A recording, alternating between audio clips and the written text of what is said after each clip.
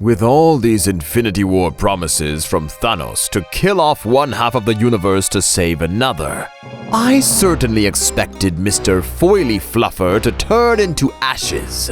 But the only thing that turned to ashes after Avengers Endgame appeared in cinemas was the exaggerated expectations of millions of fans.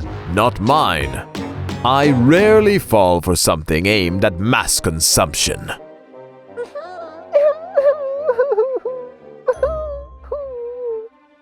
Also, this tear-jerking sci-fi action flick, filled with fan service and sentimental tributes, left my employee incapacitated.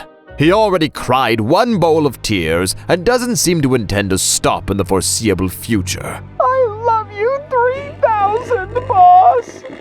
I wonder if I could sue the Russo brothers for that.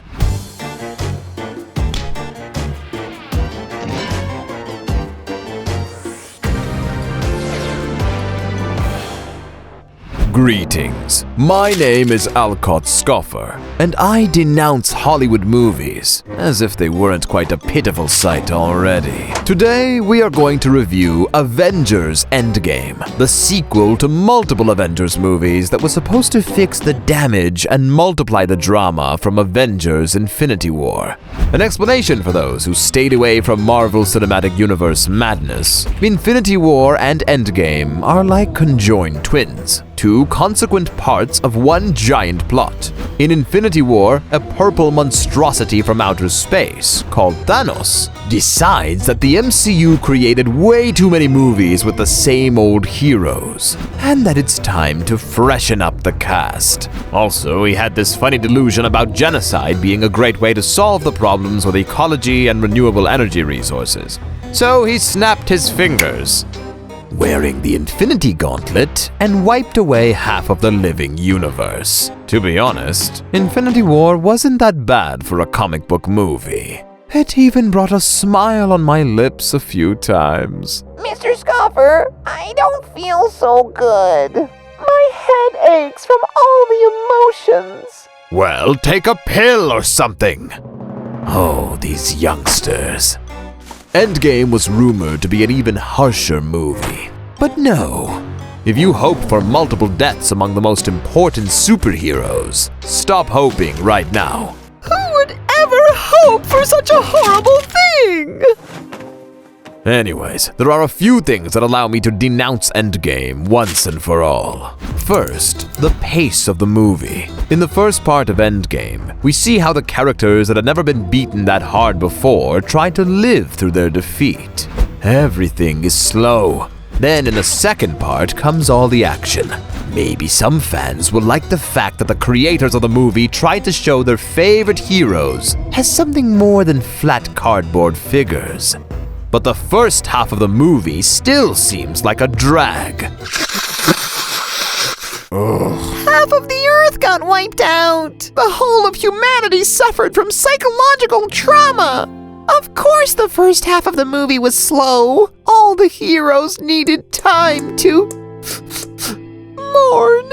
Second, time travel. As banal as it is, time travel was the only way to stop Thanos and gather the Infinity Gems. And the creators of Endgame even managed to create their own rules of time travel, where the typical causal relations like, if you accidentally kill your parents in the past, you die. Or, if you talk to yourself from the past, you're in trouble, don't matter. In this version of time travel, whenever you move through time, you create your own new timeline. And it would be acceptable, if not for the Steve Rogers ending. At the end of Endgame, after the universe is proudly saved, Steve Rogers goes back to the past, bringing all the Infinity Gems back to their places in order to avoid the creation of additional parallel universes. And when he gets back, he is all of a sudden an older version of himself, sitting peacefully on the bank of the lake, claiming that he had lived his life alongside Peggy Carter. But if he had done so by living in his own alternative past, how did he appear on the bank of the lake in the main reality? And did he just leave his alternative version lying frozen in ice? And if Steve Rogers lived with Peggy within the main reality, does it mean that he somehow lived alongside with his younger version throughout all these years? Too many questions without answers.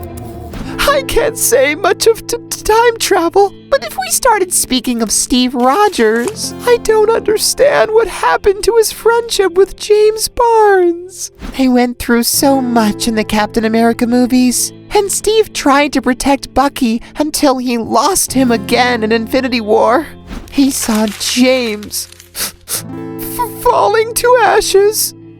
And then, in Endgame, our dear Captain America gives more attention to Thor's hammer than to Bucky after his dearest friend gets resurrected. Also, he didn't even warn him that he'll stay with Peggy in the past. And let's not forget that despite the fact that it's been 5 years for everyone who survived Thanos' snap, for those who have been resurrected, it's been seconds. Barnes must be really surprised at his friend's sudden change of attitude. But I think that the only significant flaw of the Avengers Endgame is the quantity of deaths. Oh, good. You're finally learning something.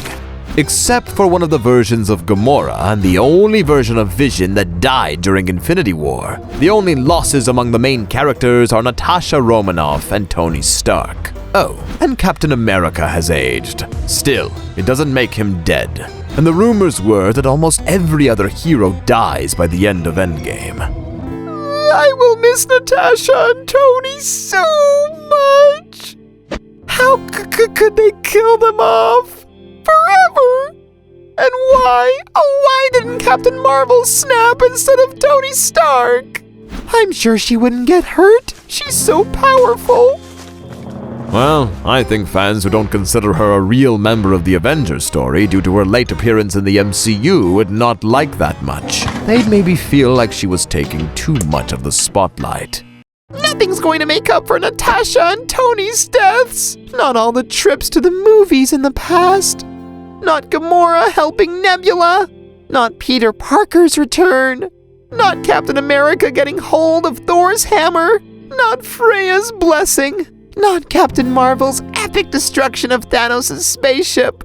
Not the I am Iron Man moment. Not even the whole defeating Thanos thing can fix it. There. This is just a stupid comic book movie, remember?